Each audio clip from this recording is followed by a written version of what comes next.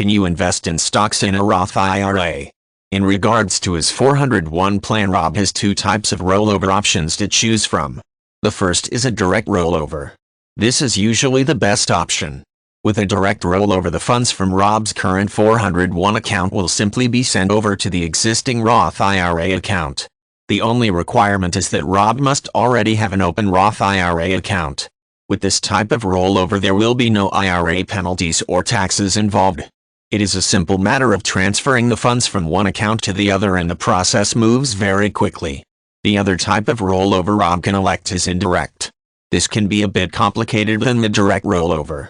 Rob has been trying to find the answer to whether he can roll his 401 over to a Roth IRA. Now that he has determined that is possible, some valuable time may have already been wasted, especially if he is opting for the indirect rollover. An indirect rollover occurs when there were distributions made from the 401. For example, Rob will receive a check for the amount from his 401 account. When he receives this check, he will immediately notice that the amount does not go inside with his recent statement. This is because 20% has been taken out of the amount to pay for taxes. This is where things can get complicated. For Rob to complete a rollover, he must follow all IRA rules. First of all, the rollover must consist of the entire amount that was in your 401. For example, if Rob has $100,000 in the account, he will receive a check for $80,000. When he goes to perform the indirect rollover, he will have to find a way to produce the 20% that was taken for taxes. This means that it is his responsibility to add $20,000 to the amount of the check.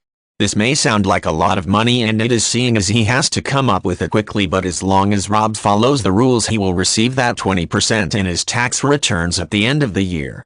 As if that is not complicated enough, there is more. In addition to the 20% subtraction for taxes, Rob must now abide by a set time frame in which to complete the rollover. From the date that he receives a check for the distribution from his 401, he will have only 60 days to complete the rollover. If Rob does not currently have a Roth IRA, he will have to take the time to open a new account. Upon making the transfer, when the account is ready, Rob will have to make sure to include the $20,000 taken for taxes. So he has 60 days to come up with the money, open a Roth IRA account, and complete the transfer. Now that Rob has received all of the information he needs to determine that he can roll his 401 to a Roth IRA, he now must make sure that all eligibility guidelines for the Roth IRA are met.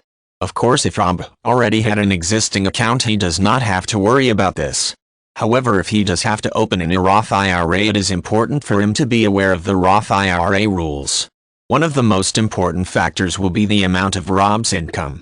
According to Roth IRA rules, Rob's current adjusted gross income cannot exceed $120,000 per year. If Rob's income exceeds this amount, he will not be able to open a Roth IRA account, in which case he will have to roll his 401 over to a different type of retirement account.